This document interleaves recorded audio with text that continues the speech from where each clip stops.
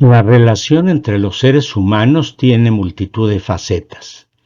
El día de hoy les traigo algunos aspectos de por qué con frecuencia nos topamos con problemas que comprometen la armonía entre las personas, las que pueden actuar de forma racional o irracional, y todo depende no solo de nuestra personalidad, sino cuál es nuestra actitud y nuestra capacidad de entender ante una situación, habilidad que se ha definido como talento o sentido común. La personalidad es el conjunto de características de un individuo que incluyen los aspectos genéticos y biológicos, más aquellas tendencias adquiridas por la experiencia y que se agrupan en cierto orden en cada individuo. Aunque la personalidad se va modificando muy poco a poco durante la vida, la conducta sí se puede modificar más rápidamente y de eso trata esta charla. La creencia popular señala que el pensamiento irracional es propio de los integrantes del reino animal, quienes están en la escala abajo de los seres humanos, los que son considerados como los únicos animales racionales. Se dice que el pensamiento racional lo ha desarrollado el ser humano gracias a la evolución. No obstante, mucha gente asegura que sus perros piensan. Además, varios estudios de comportamiento muestran que algunos animales en lo alto de la escala zoológica tienen pensamiento lógico, en especial los grandes simios y en concreto los chimpancés han demostrado tomar decisiones razonadas.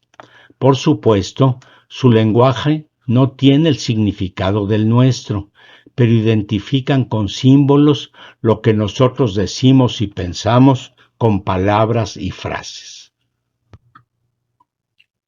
Según el diccionario, racional se refiere a algo que está basado en la lógica y los hechos, e irracional se refiere a algo que no tiene estas características. Por otro lado, en psiquiatría, se considera que las creencias irracionales están en lo más profundo de la conciencia del Homo sapiens y que incluso pueden formar parte de nuestros valores fundamentales y de nuestra identidad y, por lo tanto, pueden ser responsables de algunas conductas. De esta forma, la diferenciación entre racional e irracional ya no sirve para separar a las especies animales. Las ideas irracionales son rígidas y poco realistas y pueden incluir pensamientos que se pueden definir como depresivos o paranoicos. La gente puede creer situaciones como soy débil, soy incompetente. La gente no es de fiar, la gente me puede hacer daño. La vida es muy dura, la vida es absurda, este mundo es horrible. En la programación neurolingüística o PNL, se propone que pienses diferente para que vivas diferente, al poder diferenciar el pensamiento racional del irracional. Para suscitar el pensamiento racional, es importante que te comuniques de forma consciente contigo mismo, lo cual requiere entrenamiento para entender que lo que sentimos está en función de lo que pensamos. Así que la tarea consiste en pensar de forma racional, identificando los pensamientos irracionales y las emociones que ellos te provocan. El pensamiento irracional, como todo tipo de pensamiento, es producto de la imaginación, del deseo de saber y de querer dominar nuestro entorno. Sin embargo, el resultado de este modo de pensar no aumenta nuestro saber, no amplía nuestros conocimientos, ni despeja dudas o descarta errores. Tampoco logra un dominio efectivo del entorno. Entre algunos ejemplos de pensamiento irracional se catalogan a las supersticiones, los mitos y las pseudociencias. Aunque hay diferencias importantes entre ellos, también comparten características comunes. El pensamiento irracional no exige razones, sino que recurre a la tradición, a la fe, a la imaginación o a nuestro deseo de creer para tratar de lograr algo o ser aceptado por los demás. En cambio, el pensamiento racional se caracteriza justamente por tener las características opuestas y en especial exige pruebas para aceptar una nueva idea o teoría. Estas razones pueden estar basadas en observaciones, en experimentos o en demostraciones, y se entiende la posibilidad de que puedan o no ser siempre válidas y sean revisadas e incluso desechadas y sustituidas por otras conforme avance el conocimiento. En las relaciones entre los seres humanos, suele haber elementos tanto racionales como irracionales. El canadiense Eric Berne es el creador del análisis transaccional. Se trata de una teoría humanista de la personalidad, las relaciones humanas y la comunicación, y que se aplica en psicoterapia, crecimiento personal y educación. Eric Berne explica en su libro Games People Play, y que se ha traducido como juegos en que participamos, que la unidad de la relación social es la transacción.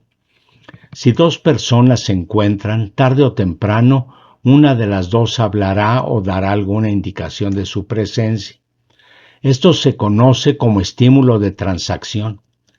Entonces la otra persona dirá o hará algo que esté relacionado con el estímulo, y eso se llama respuesta transaccional, y de esta forma el conjunto del método se denomina análisis transaccional.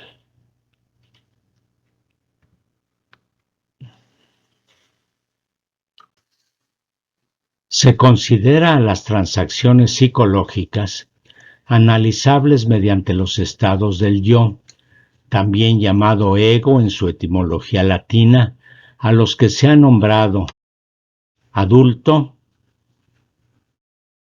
padre y niño. Estas son sus características principales y lo ideal es que nos comportáramos juiciosamente con el modelo del adulto y no recurrir a la figura autoritaria del padre o caprichosa e impulsiva del niño. Las siguientes son palabras del propio Eric Berne. Todos nacemos bien y todos nacemos príncipes y princesas. Todos tenemos un cierto potencial humano que podemos desarrollar. Yo soy responsable de mi vida y decido, para bien o para mal, lo que es bueno para mí y lo que hago con ella. Todo el mundo, con solo algunas excepciones como los graves daños cerebrales, tiene la capacidad de pensar. La gente decide su historia y su destino, y estas decisiones se pueden cambiar. En resumen, todos podemos cambiar en pos de la autonomía y tenemos los recursos necesarios para hacerlo. El objetivo del cambio en el marco del análisis transaccional es avanzar hacia la autonomía, o sea, la liberación del guión de la infancia, obtener espontaneidad, intimidad, la resolución de problemas en lugar de evadirlos o ser pasivo, la curación como un ideal y el aprendizaje de nuevas opciones. Veamos algunas estrategias. Además del ego, o sea el yo, que es la parte de la mente con la que nos relacionamos con los demás y nuestro entorno, también actuamos influenciados por el superyo, o sea las normas que hemos adquirido y los deberes que nos han sido inculcados, y el ello, que significa lo que yo quisiera ser o hacer. Sin embargo, es el ego por donde aflora la personalidad y gran parte está en el plano consciente. En muy diversas combinaciones, la mente puede disponer de toda esta información para expresarse en cada circunstancia o transacción.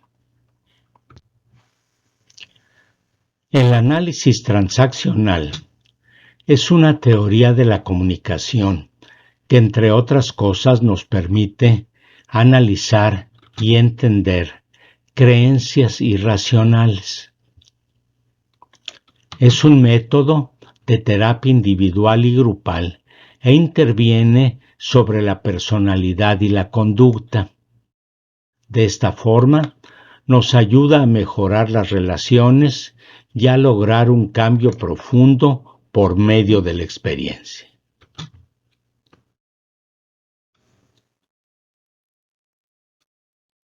Los objetivos del análisis transaccional son avanzar en la conciencia para conocernos mejor a nosotros mismos. Este es un primer paso a veces muy difícil de dar, porque requiere de la autoestima y del deseo de mejorar. La espontaneidad para expresarnos en forma auténtica y desprendernos de la coraza que a veces creemos que nos protege, pero en realidad nos aísla. Y algo que también para muchos es difícil, llegar a la intimidad en forma auténtica con otra persona. Si se relacionan dos personas en la misma categoría, se habla de transacción complementaria. Las siguientes podrían ser transacciones exitosas cuando dos conductas similares se enfrentan o se complementan.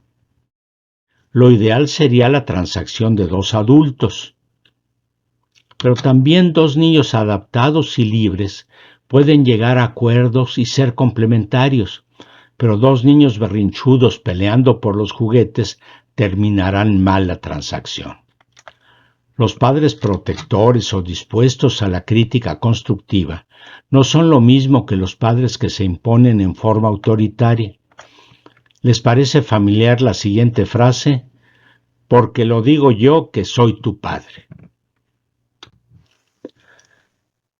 Las relaciones cruzadas deben ser evitadas o manejadas con talento para evitar daños y conductas inapropiadas.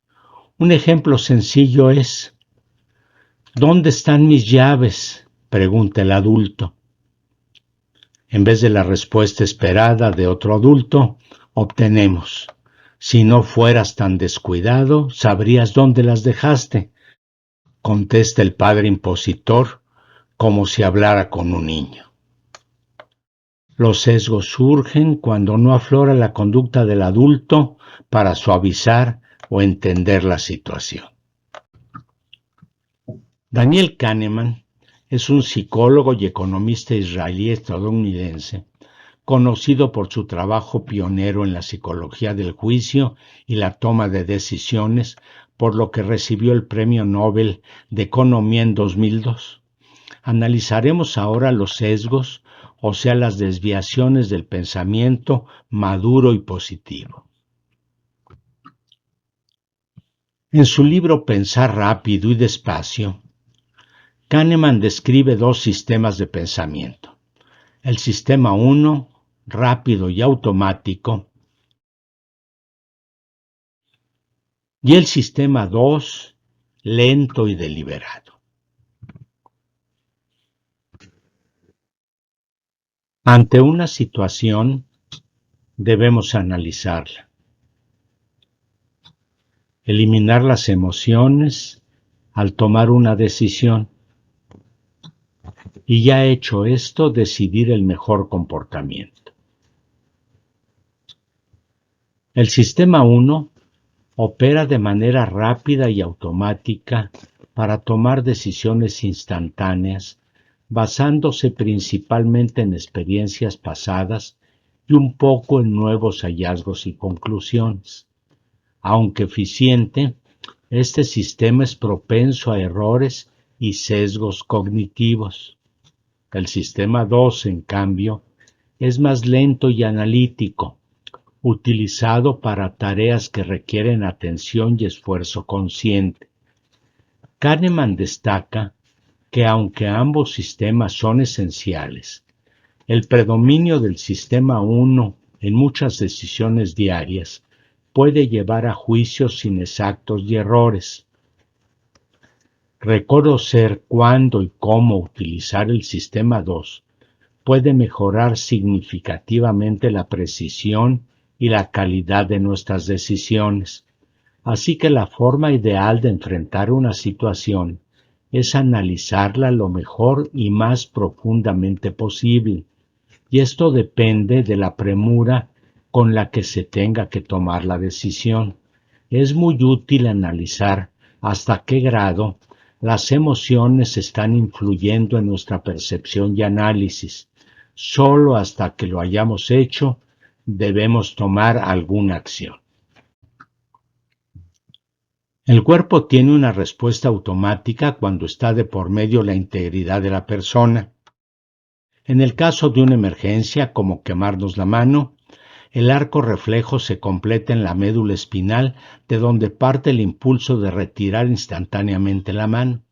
De esta forma, reaccionamos sin meditarlo porque el sistema trabaja fuera del cerebro, pero la mayoría de las situaciones no son así de apremiantes y sin embargo en muchos casos reaccionamos instantáneamente sin pensar. Ya con conocimiento más profundo de la situación, lo mejor sería la respuesta tipo 2, de la que en general reservamos para aquellos casos de decisiones más trascendentes o complicadas. Algunas situaciones serían mejor resueltas con un buen análisis en vez de disparar inmediatamente la pistola. Un sesgo cognitivo es una interpretación errónea de la información disponible que ejerce influencia en la manera de procesar los pensamientos, emitir juicios y tomar decisiones.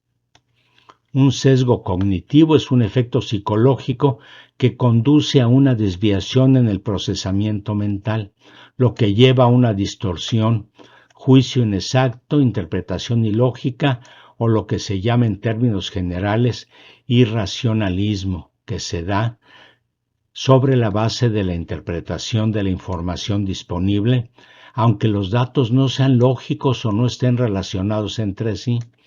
Esta desviación del pensamiento ocurre bajo tantas circunstancias que se han descrito más de 50 tipos de sesgos, siendo estos algunos de los más frecuentes. Retrospectivo, cuando las cosas ya ocurrieron, se antoja entonces muy fácil decir, no lo hicieron bien o yo lo habría hecho mejor. Personalización o paranoia es el creernos muy importantes y que las cosas se hacen por nosotros o contra nosotros. Querer tener siempre la razón significa no buscar llegar a un acuerdo, sino siempre considerar las transacciones como una pelea de la que debemos salir victoriosos. Cuando defiendo mi punto de vista, busco aquellos datos que lo confirmen y no busco o desecho aquellos que estén en contra, así que es el sesgo de confirmación. A veces, una situación particular la generalizamos con frases como tú siempre, tú nunca, y se abandona la verdadera dimensión del hecho. Y finalmente, el pecado mortal es tomar las decisiones bajo el impulso emocional del momento que no nos permite ver las cosas correctamente.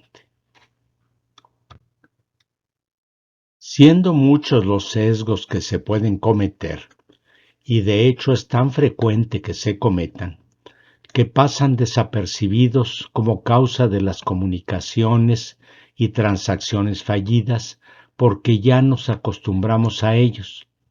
Lo que debemos desarrollar son los mecanismos de pensamiento positivo y darnos tiempo del pensamiento lento para actuar de una forma meditada y no impulsiva.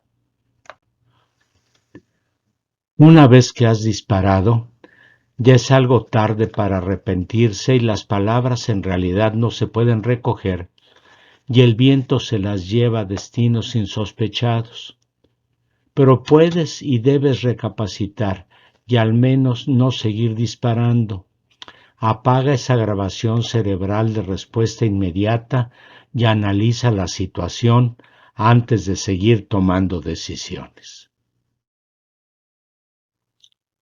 Hacer concha viene de la actitud de la tortuga que ante una situación incómoda mete la cabeza en su caparazón, medita y se tranquiliza, y es hasta entonces cuando vuelve a sacar la cabeza y aplicar lo que ha decidido hacer. Ella ya está tranquila y también la situación se puede haber calmado y modificado. En su libro The Good Life, Waldinger y Schultz analizan la mejor forma de enfrentar una situación potencialmente complicada y las recomendaciones están acordes a lo que ya vimos hasta aquí. Ellos utilizan el acrónimo en inglés y las letras forman la palabra wiser, que significa más listo. Aquí tienen ustedes una explicación de cada una de las letras de este acrónimo traducido al español, lo que aclara por qué ante una situación donde la respuesta puede producir efectos profundos y trascendentes, vale la pena llevar a cabo todas estas acciones. Esto enriquecerá nuestra forma de relacionarnos con los demás y tendrá una influencia poderosa y positiva en nuestra vida. Se nos recomienda analizar cuidadosamente la situación, interpretarla con toda calma, revisando varias conclusiones posibles. Entonces ya podremos seleccionar qué acción tomar y llevarla a cabo cuidadosamente. Finalmente, vuelve a analizar todo, incluyendo cómo calificas tus acciones con el propósito de aprender y mejorar. Primero, observa. Siempre habrá algo más que ver. Luego, interpreta. Toma en cuenta todos los factores posibles y desecha la influencia de tus emociones. Acto seguido, selecciona la acción a tomar de acuerdo también a tus recursos y la posibilidad de lograr el objetivo deseado. Entonces sí, actúa adecuadamente. El mejor plan es un fracaso si es mal ejecutado. Cuando hayas actuado, recapacita sobre todo el proceso y reflexiona sobre los resultados y la acción que tomarías en otra situación similar. No nos dejemos convertir en muñecos a quienes se les da cuerda y para responder de manera racional y programada. Las principales recomendaciones son: ante todo, no dispares desde la cintura. En las relaciones humanas siempre hay tiempo de observar, analizar, decidir y hasta entonces actuar. Ese carácter infantil o autoritario es una grabación que está en el fondo de nuestro subconsciente y aunque no desaparezca, sí puedes controlarla con el entrenamiento y apagarla en cuanto aflore. El aprender a pensar mejora la calidad de nuestra vida y la de los seres que nos rodean. Nuestra personalidad actual no es necesariamente nuestro destino.